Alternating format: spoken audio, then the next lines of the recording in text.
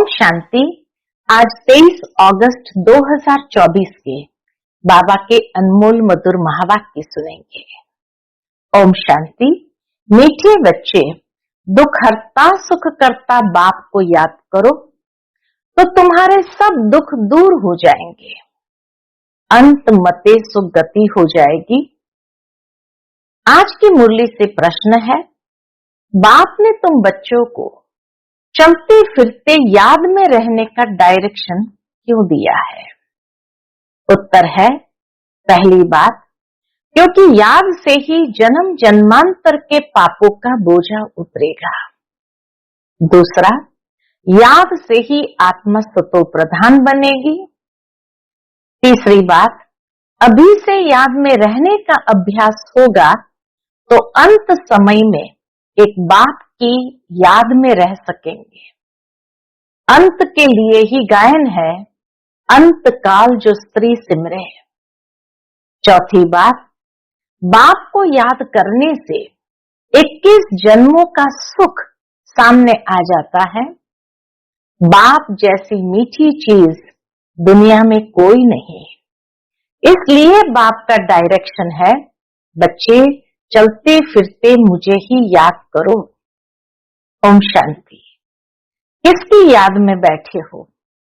यह है प्यारे से प्यारा संबंध एक के साथ, जो सबको दुखों से छुड़ाने वाला है। बाप बच्चों को देखते हैं तो सब पाप कटते जाते हैं। जितना हम बाबा को याद करते तो बाबा भी बच्चों को देखते जाते और बाबा की दृष्टि पड़ने से सब पाप कटते जाते हैं।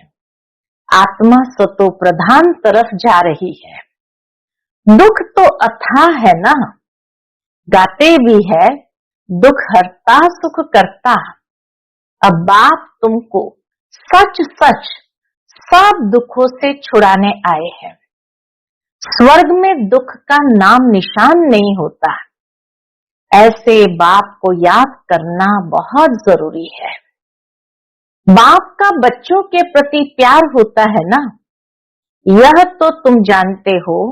बाप का किन किन बच्चों पर प्यार है? बच्चों को समझाया है, अपने को आत्मा समझो, देह नहीं समझो।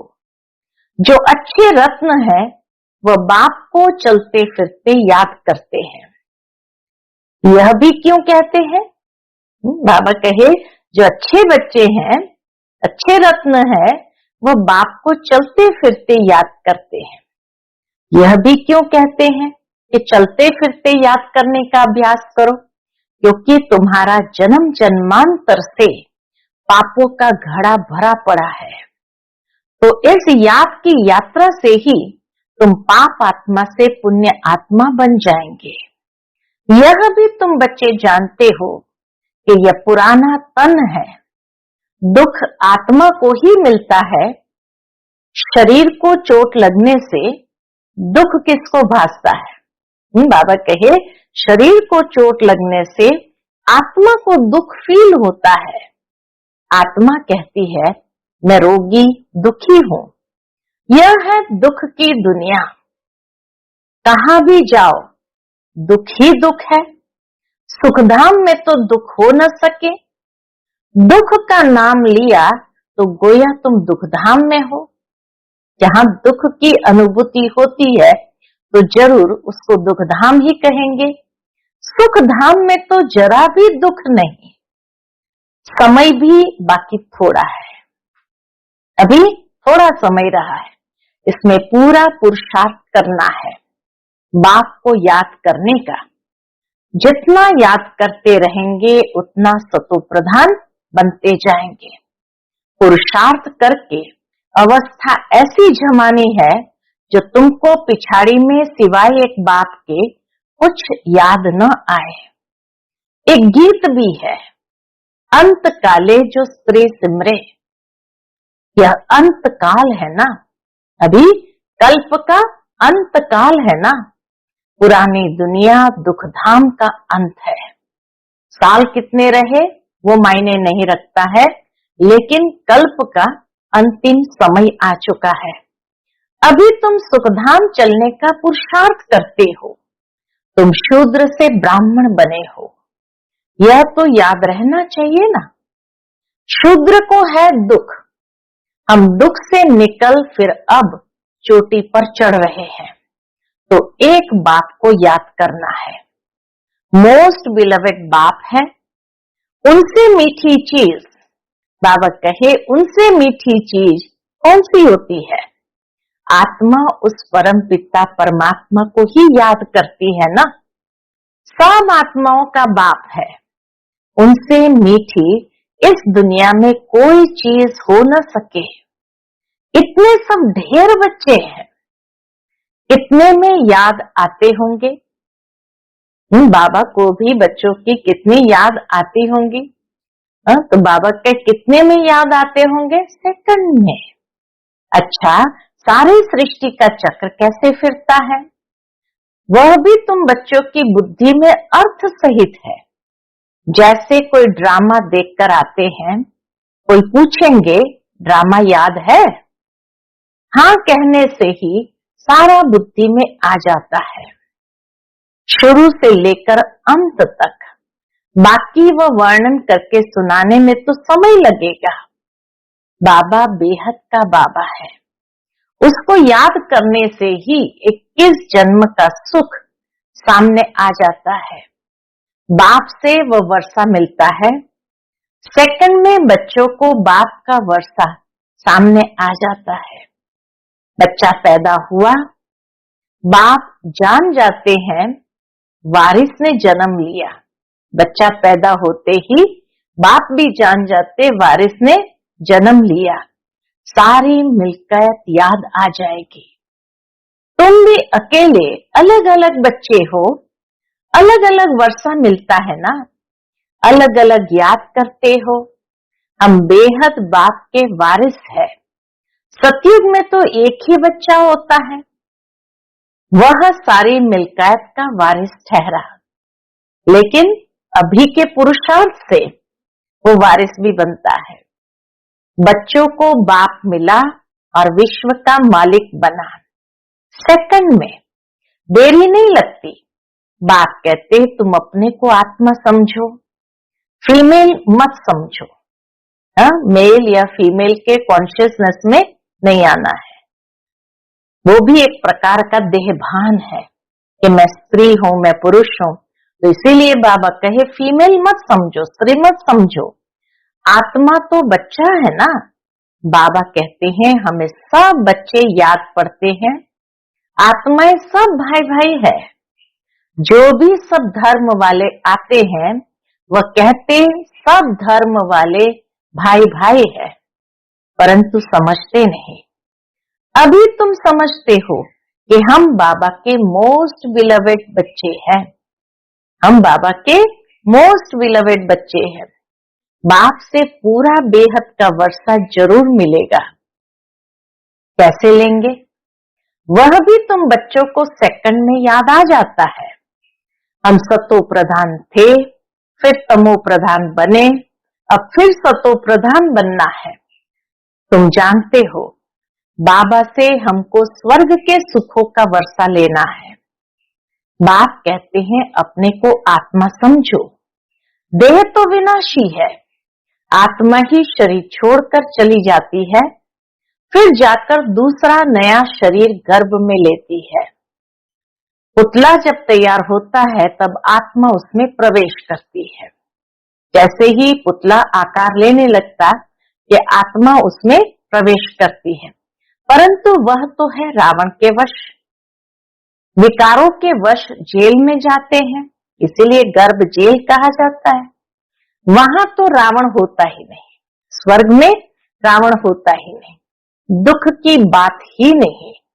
जब बूढ़े होते हैं तो मालूम पड़ता है अभी यह शरीर छोड़ हम दूसरे शरीर में जाकर प्रवेश करेंगे। वहां तो डर की कोई बात ही नहीं रहती। यहाँ तो कितना डरते हैं, मौत से कितना मनुष्य डरते हैं, वहां निडर होते हैं। बाप तुम बच्चों को अपार सुखों में ले जाते हैं। बाबा कहे वहां कोई डर नहीं, मनुष्य अगर डरता है मृत्यु से तो डर क्यों लगता है? क्योंकि कहीं न कहीं मनुष्य समझता है कि मैंने जीवन पर्यंत इतने पुण्य नहीं किए हैं जितने पाप किए हैं, तो पाप उसको डराता है। इसलिए बाबा कहे स्वर्ग में जब मनुष्य के कर्म अकर्म है तो वहां डर की कोई बात ही नहीं है, वहां निडर होते हैं। बाप तुम बच्चों को अपार सुखों में ले जाते हैं। सतयुग में अपार सुख है, कलयुग में अपार दुख है, इसलिए इसे कहते ही है दुख धाम। बाप तो कोई तकलीफ नहीं देते हैं, भल गृहस्थ व्यवहार में रहो, बच्चों को संभालो, सिर्फ बाप को याद करो। गुरु गोसाई सबको छोड़ो, मैं तो सब गुरुओं से बड़ा हूं ना, सतगुरु है, वह सब मेरी रचना है, सिवाय मेरे और कोई को पतित पावन नहीं कहेंगे। क्या ब्रह्मा विष्णु शंकर को पतित पावन कहेंगे? नहीं, देवताओं को भी नहीं कह सकते सिवाय मेरे। बाबा कहे मेरे सिवाय किसी को नहीं कह सकते, एक शिव बाबा ही पतित पावन है। अभी तुम बच्चे गंगा को पतित पावनी कहेंगे? पूछते बाबा, ये पानी की नदियां तो सदैव बहती है, गंगा ब्रह्मपुत्र आदि भी तो चली आती है, इसमें तो स्नान करते ही रहते हैं, बरसात पड़ती तो फ्लड आ जाती है, यह भी दुख हुआ ना, अथाह दुख है। बाढ़ में देखो कितने मनुष्य मर गए। सतयुग में दुख की बात नहीं, जानवरों को भी दुख नहीं होता है, उनकी भी अकाले मृत्यु नहीं होती है। स्वर्ग में पशु पक्षी की भी अकाले मृत्यु नहीं, पूरी आयुष्य भोग करके शरीर छोड़ते हैं। यह ड्रामा ही ऐसा बना हुआ है। भक्ति में गाते हैं, बाबा आप जब आएंगे तो हम आपके ही बनेंगे। आते तो है ना, श्री बाबा आते हैं तब तो ये गायन है। दुख धाम के अंत और सुख धाम के आदि के बीच में ही आएंगे, परंतु यह किसको पता नहीं। सृष्टि की आयु कितनी होती है यह भी नहीं जानते। बाप कितना सहज बतलाते हैं। आगे तुम जानते थे क्या कि सृष्टि चक्र की आयु 5000 वर्ष है? वह तो लाखों वर्ष कह देते हैं।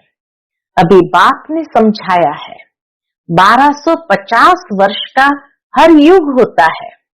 स्वास्तिका में पूरे 4 भाग होते दिखाते हैं, जरा भी फर्क नहीं होता। विवेक भी कहता है एक्यूरेट हिसाब होना चाहिए। पूरी में भी चावल का हांडा चढ़ाते हैं तो पूरे 4 हिस्से आपे ही हो जाते हैं, ऐसी युक्ति बनाई हुई है। जगन्नाथपुरी के मंदिर में भी चावल का हांडा चढ़ता है और फिर उसके 4 भाग आपे ही हो जाते, तो ऐसी विधि युक्ति बनाई हुई है। वहां चावल बहुत खाते हैं। जगन्नाथ कहो व श्रीनाथ कहो, बात एक ही है। श्री कृष्ण के भी 4 धाम दिखाते हैं, एक बद्रीनाथ, जगन्नाथ, श्रीनाथ और द्वारका। तो ये 4 धाम श्री कृष्ण के हैं और शिव के भी 4 धाम दिखाते हैं और 4 धाम श्री कृष्ण के भी गाए जाते हैं। तो मनुष्य जिसकी जैसी भावना उसी अनुसार 4 धाम में जाते हैं।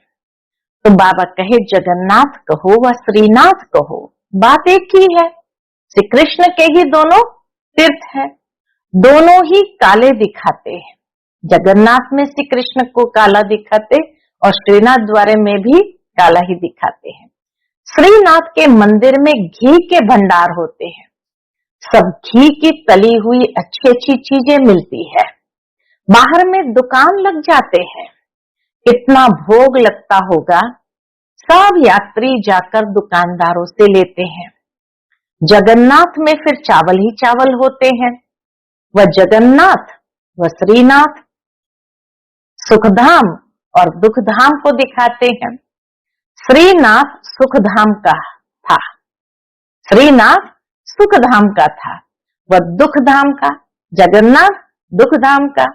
काले तो इस समय बन गए हैं काम चिता पर चढ़कर, जगन्नाथ को सिर्फ चावल का भोग लगाते हैं, इनको गरीब और श्रीनाथ को शाहूकार दिखाते हैं, घी का भोग लगता है।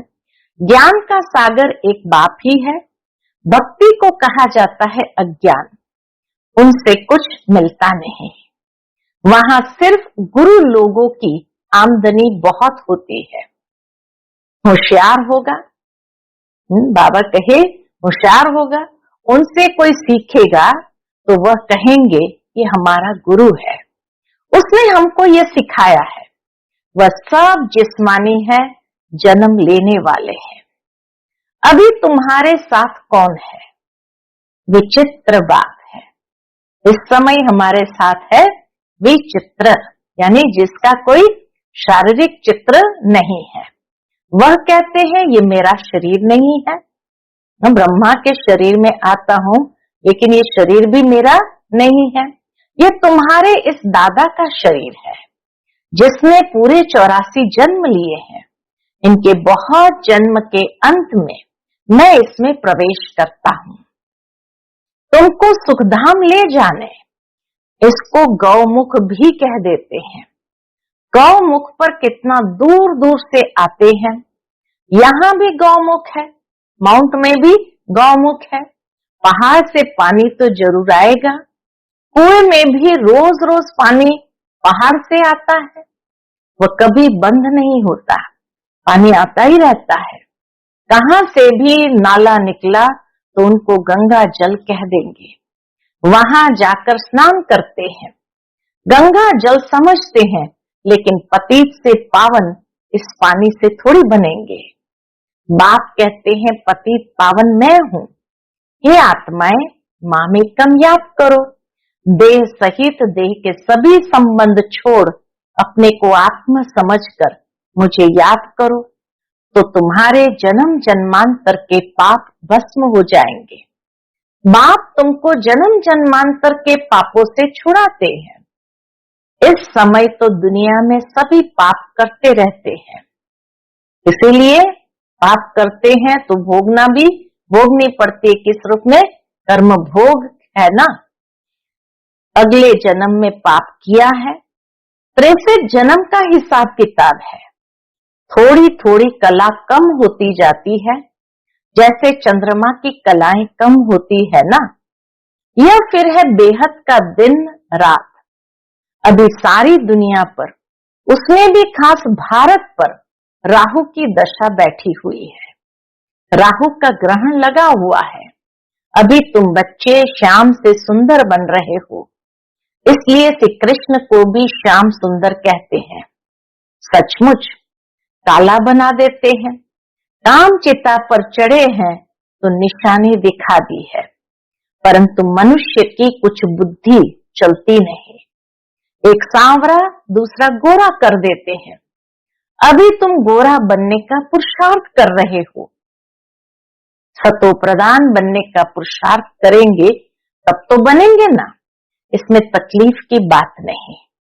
ये ज्ञान अभी तुम सुनते हो, फिर प्रायलोक हो जाता है। बल गीता पढ़कर सुनाएंगे, परंतु ये ज्ञान तो सुना न सके। वह हुआ भक्ति मार्ग के लिए पुस्तक, भक्ति मार्ग के लिए ढेर सामग्री है, ढेर शास्त्र है। कोई क्या पढ़ते, कोई क्या करते हैं। राम के मंदिर में भी जाते हैं, राम को भी काला कर दिया है। विचार करना चाहिए कि काला क्यों बनाते हैं। बाबा कहे देखो श्री राम की मूर्ति को भी काला कर दिया, अब विचार करना चाहिए कि काला क्यों बनाते हैं। काली कलकत्ते वाली भी है, माँ माँ कहे हैरान होते हैं। सबसे काली वह है और बहुत भयानक दिखाते हैं, उनको फिर माता कहते हैं। तुम्हारे ये ज्ञान बाण, ज्ञान कटारी आदि है, तो उन्होंने फिर हथियार दे दिए हैं। वास्तव में काली पर पहले मनुष्य की बलि चढ़ाते थे, अभी गवर्नमेंट ने बंद कर दिया है। आगे सिंध में देवी का मंदिर नहीं था। जब बम फटा तो एक ब्राह्मण बोला, काली ने हमें आवाज दिया है, हमारा मंदिर है नहीं, जल्दी बनाओ, नहीं तो और भी बम फटेंगे। बाबा को पाकिस्तान की बातें याद होगी, तो इसलिए बाबा ने कहा कि वहां सिंध में कोई देवी का मंदिर नहीं था। फिर एक बार बम फटा तो एक ब्राह्मण ने कहा कि काली ने हमें आवाज दिया कि हमारा मंदिर है नहीं, जल्दी बनाओ, नहीं तो और भी बम फटेंगे। बस ढेर पैसे इकट्ठे हो गए, मंदिर बन गया। अभी देखो ढेर मंदिर है, कितनी जगह भटकते हैं।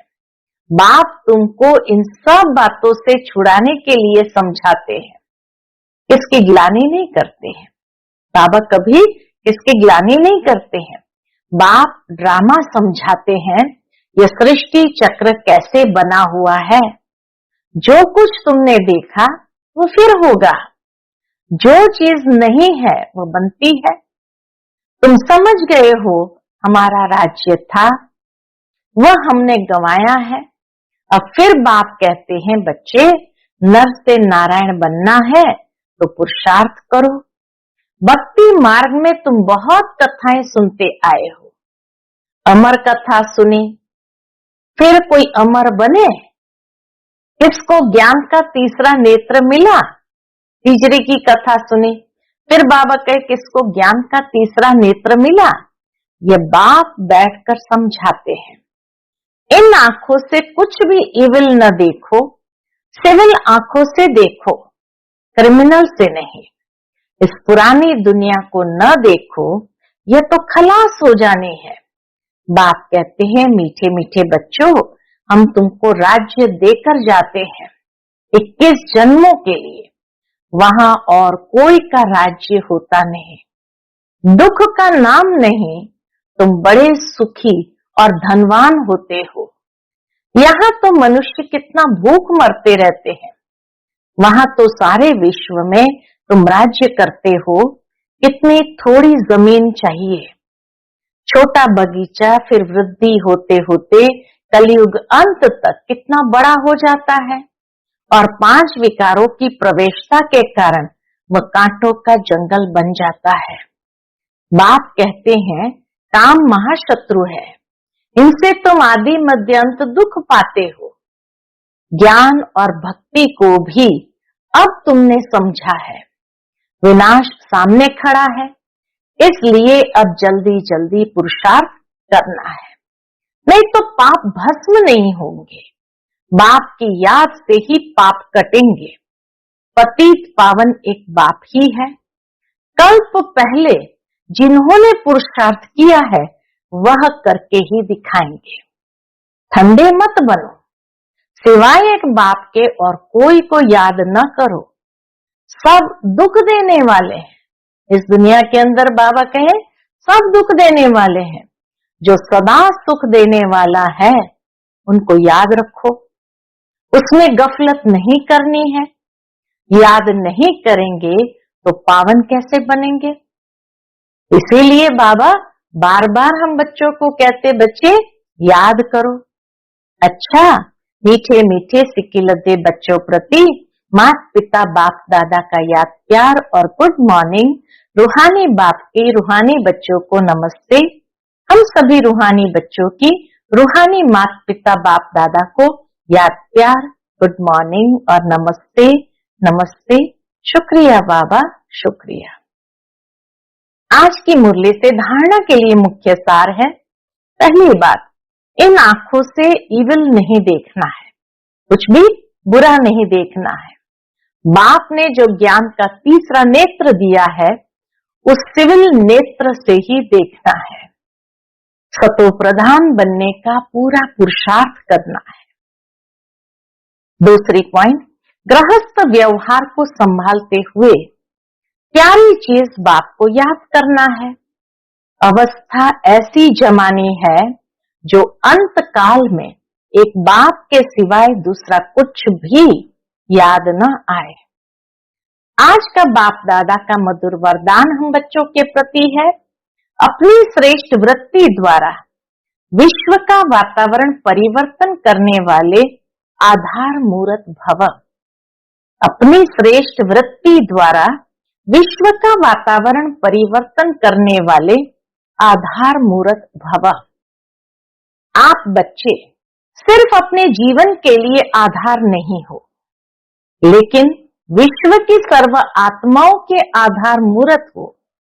आपकी श्रेष्ठ वृत्ति से विश्व का वातावरण परिवर्तन हो रहा है। आपकी पवित्र दृष्टि से विश्व की आत्माएं और प्रकृति दोनों पवित्र बन रही है। दृष्टि से सृष्टि बदल रही है। आपके श्रेष्ठ कर्मों से श्रेष्ठाचारी दुनिया बन रही है। अभी जब आप इतनी बड़ी जिम्मेवारी के ताजदारी बनते हो, तब भविष्य में ताज तख्त मिलता है। आज का स्लोगन है, सर्वशक्तिमान बाप को अपना साथी बना लो तो कोई भी विघ्न आपको रोक नहीं सकता। सर्वशक्तिमान बाप को अपना साथी बना लो तो कोई भी विघ्न आपको रोक नहीं सकता। अच्छा, ओम शांति।